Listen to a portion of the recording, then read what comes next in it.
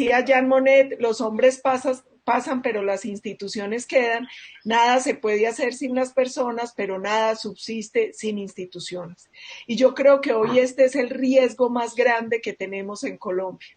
La posibilidad o el riesgo de la institucionalidad democrática que estamos viviendo. Podríamos decir que la institucionalidad democrática tiene que ver con varios elementos, con las normas jurídicas, especialmente con la Constitución, que es la norma de normas, con los órganos y las instituciones del Estado, con las tres ramas del poder y con los servidores públicos. Finalmente, esos son los elementos o las partes que tienen que intervenir para satisfacer y cumplir los derechos y las garantías de los ciudadanos y sus relaciones con los estados y con particulares. Pero además aquí hay un punto que tocó el doctor Cepeda, y es que la solidez, la eficacia y la eficiencia de las instituciones democráticas finalmente es lo que permite la gobernabilidad. Y lo que estamos viviendo hoy en Colombia es falta de gobernabilidad y una grave debilitamiento institucional y una institucionalidad en riesgo. Muchos elementos aquí se han señalado que tienen que ver con ese debilitamiento institucional, pero yo me quisiera concentrar en tres. En un elemento internacional que son el Foro de Sao Paulo y el Grupo de Puebla, en el tema de la justicia y en el tema del proceso de paz.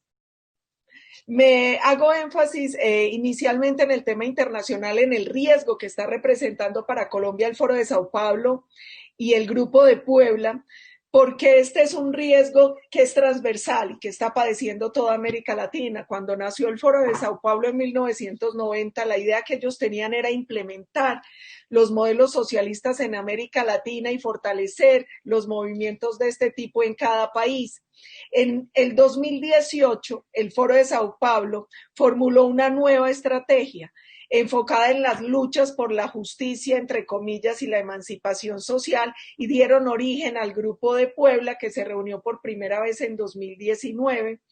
y que en su segundo encuentro dejaron en evidencia el apoyo que este grupo de Puebla estaba brindando a las manifestaciones que se dieron en su momento en Chile y que después vimos en otros países de la región, unas manifestaciones que algunos han analizado como una especie de revolución molecular disipada, y en lo que se basan es tratar de tener un discurso justificatorio a partir de la desigualdad y de la injusticia, y del rechazo a lo que ellos llaman las movilizaciones sociales legítimas, que no pueden ser, según ellos,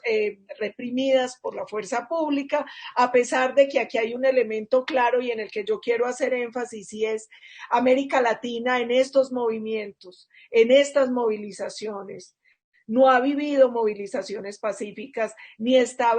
podemos hablar de que han sido movilizaciones sociales por el derecho a disentir. En realidad, la mayoría de estas movilizaciones han degenerado en vandalismo y en terrorismo. Y estas movilizaciones tienen detrás los organismos de los supramovimientos del Foro de Sao Paulo, del Grupo de Puebla, la izquierda radical internacional y organizaciones criminales. Ellos han estado detrás de las movilizaciones en Chile, en Colombia y en otros países de la región. Y de hecho, cuando uno analiza lo que ellos vienen haciendo, y la última reunión el 30 de agosto de los movimientos progresistas, que hicieron una reunión virtual en lo que denominaron el plan estratégico de la desestabilización, ellos hablaron de dinamizar esas movilizaciones masivas. Estos movimientos que vienen buscando en la región, primero, organizar a la gente contra el sistema imperante, contra la democracia, contra el sistema de libre mercado, generar movilizaciones masivas y proponer reformas constitucionales que les facilite la toma del poder, como es el caso de lo que se está viviendo en Chile, el control de medios de comunicación de manera progresiva y especialmente de las redes sociales, la promoción de la agenda progresista y el impulso a la relatividad de los valores. Vienen haciendo un gran esfuerzo por reformar la educación enfocada en el adoctrinamiento de la lucha de clases, vienen infiltrando todas las instituciones y además vienen impulsando estructuras paralelas a los entes estatales, están creando unos mecanismos de trazabilidad de dinero por vía tecnológica para controlar bancos, divisas y rastrear capitales no afines a la revolución, y vienen haciendo un gran debilitamiento institucional y especialmente de la fuerza pública en esta fase. Entonces, ese es un primer elemento que pone en riesgo la institucionalidad democrática en Colombia y en la región. El Foro de Sao Paulo, el Grupo de Puebla y la manera en que estratégica y coordinada en que vienen promoviendo una serie de movilizaciones en la región.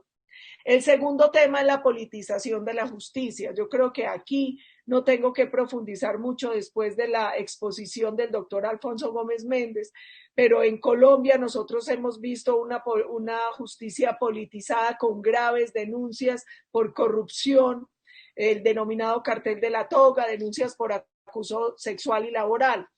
Recordemos que según la Fiscalía, los magistrados Ricautel y Leonidas Bustos promovieron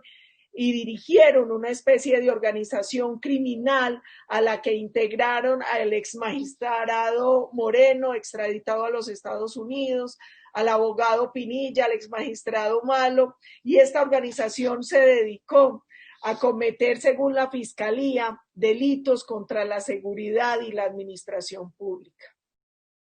a manejar procesos a cambio de cuantiosas cantidades de dinero.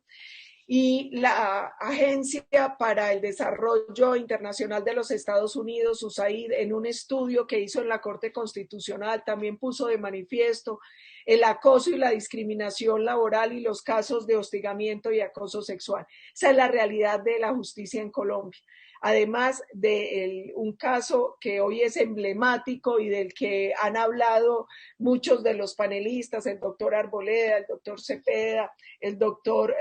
Gómez Méndez, y es el caso del expresidente Uribe. Y decimos que es emblemático de la crisis de la justicia, porque siendo un caso de interés nacional por la persona que involucra, es un caso que ha puesto de manifiesto el manejo que se viene dando de las altas cortes, que es un manejo que no es en derecho, que es un manejo donde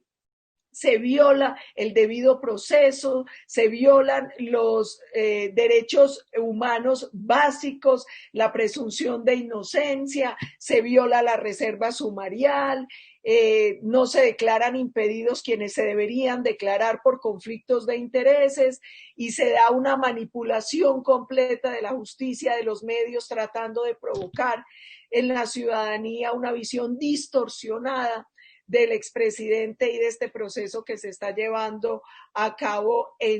que se está llevando en su contra. Un proceso además que está marcado por pruebas ilegales del magistrado Barceló,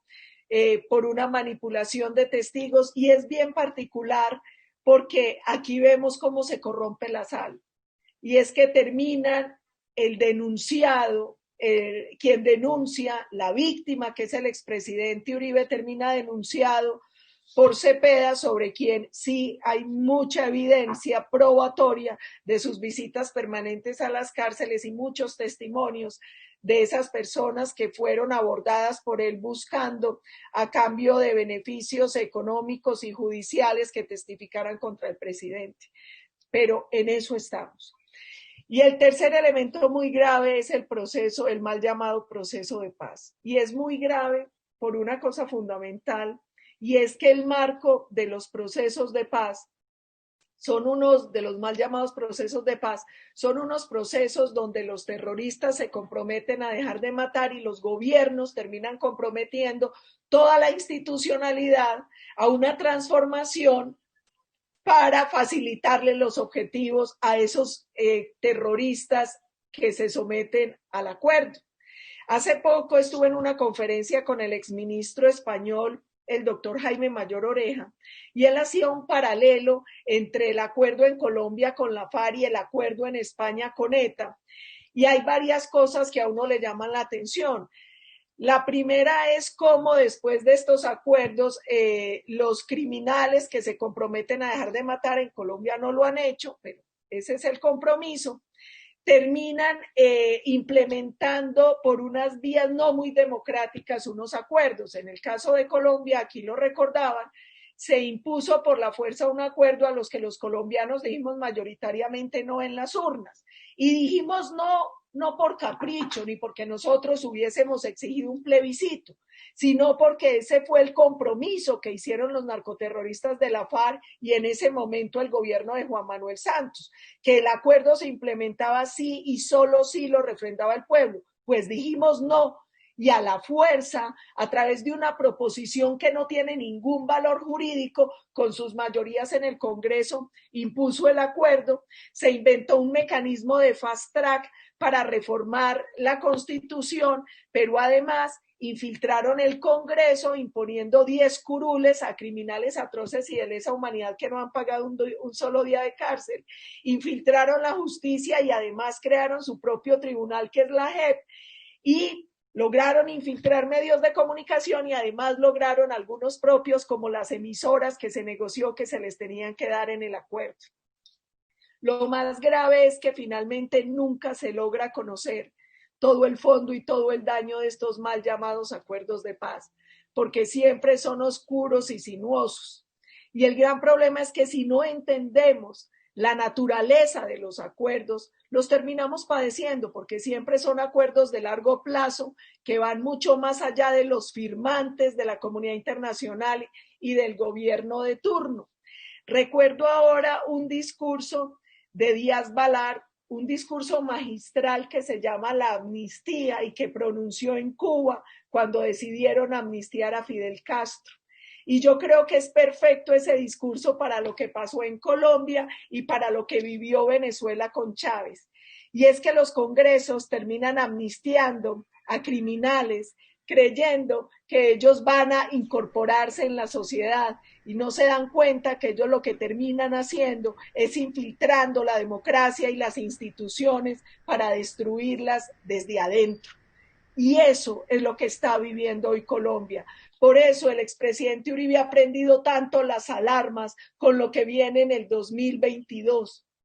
porque hoy estamos viviendo una crisis institucional que puede llevarnos a perder la democracia.